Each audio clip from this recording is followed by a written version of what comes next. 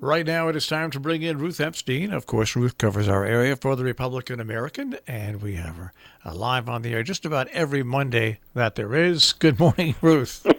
Good morning, guys. How are you this morning?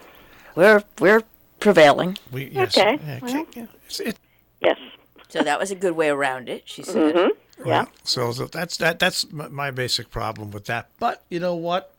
Things being what they are with the Regional 1 Board of Education, at this point, they just, unless the public really gets involved on a regular basis, they're going to do what they want to do. It's just, and so I hate to say this, but it's now at the public's, it's up to the public. It's now at the public's feet. They can do with it what they want. And it's very interesting covering these meetings because it goes in peaks and valleys, and the current tone is a valley. There are very few people coming to these meetings. When things are questionable, there are crowds, and not so right now. Only very few. A couple of parents who have some concerns, and a couple of faculty members. I'm just going to throw this. I just want to throw out. One of the great things about social media is you can activate a bunch of people, but you can't necessarily get them out. And unfortunately, people are venting and discussing in that venue rather than out there in public where it actually, I hate to say it, where it shows. It's not even there anymore. What happens, they've taken these meetings with consent agendas and with everything else, and the public just has literally minuscule chance to get up and say anything. And when they do say anything, they are made fun of or they're just ignored. It's just so it's what people have to do is, and it's coming up in November, they have to find people to run for the Board of Education that want to represent their views. That's basically the bottom line.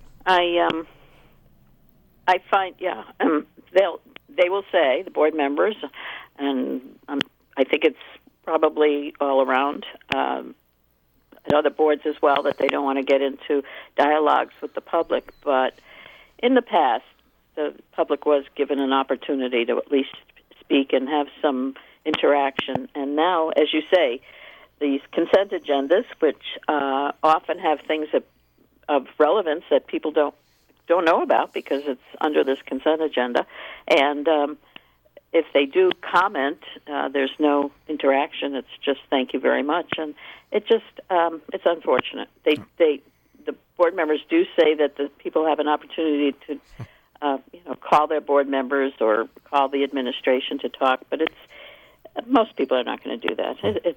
They come to the meetings, they want to be heard and talked to. So now, were you at that big dog event that happened this weekend? I was, and it was a big one. Oh man, huge, Absolutely huge.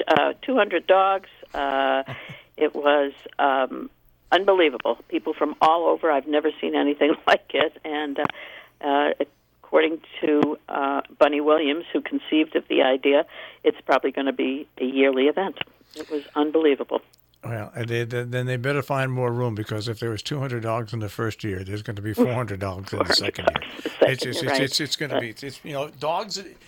Dogs are dogs. It's just as simple as that. And they attract, and it was, as I say, unbelievably very well run. And every dog came away a winner. And this was for the benefit of the Little Guild, who is looking to expand its facility get new facilities. They've outgrown their facilities, and they're doing a campaign to earn money to find a new spot.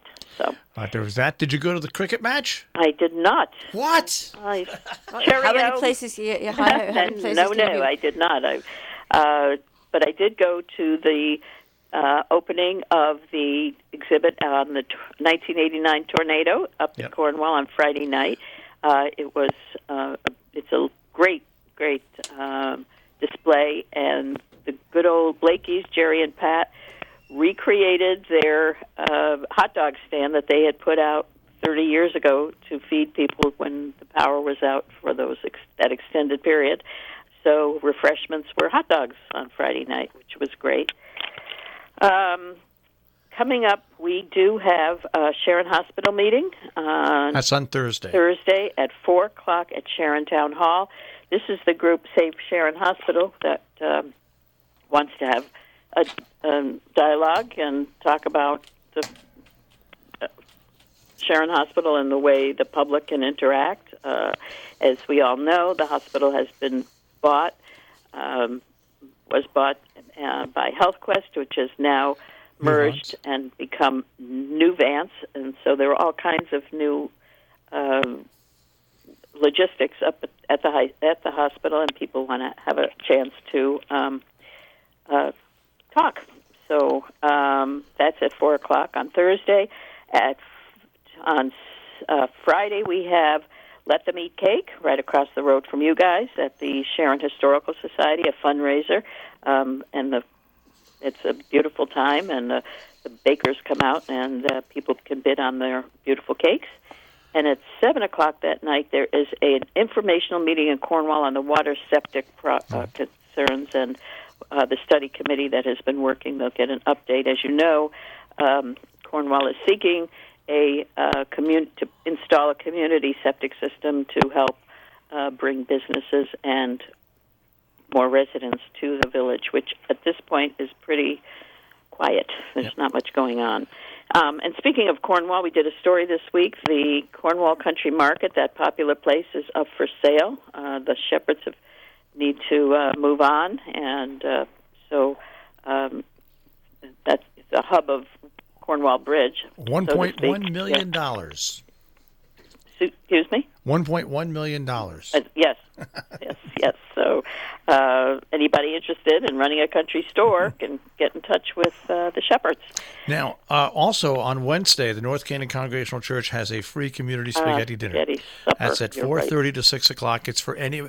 It's not that you don't have money. It's just for camaraderie. If you want to go out and spend some time with somebody and have dinner Wednesday night, you can do that. Yes, that's which is a very nice idea. Oh, I think it's like the Thanksgiving dinners, which are so great. You know, yes, yeah. It's simply about camaraderie. It really is. It's certainly not about need, and it's really nice. So, and I think that's it.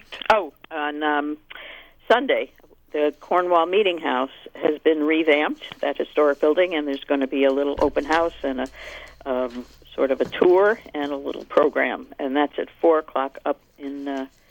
Way up in Cornwall. All right. So even though it is the last week of the month, there are some things going on. Not too many meetings, but lots of social events. And the music on the Green in Kent starts this week. Of course, the VFW in North Canaan has their music also on Thursday night, and on Sunday night at in front of the depot, the Cranford Club presents music in Canaan. So lots of music and laity and levity and music, yes, throughout the summer. And the Sharon Playhouse is open with Crazy For You. They'd opened up this past weekend. So there's entertainment if you don't want to go to some meetings. That's right. Or if you do want to be entertained in a different way. That's right. All right. Very good. All right, Very Ruth, good. Have a good week. We'll speak to you next week. Okay, bye, guys. Thanks. Ruth Epstein from the Republican-American, therepublicanamerican.com. On the web is rep-am.com.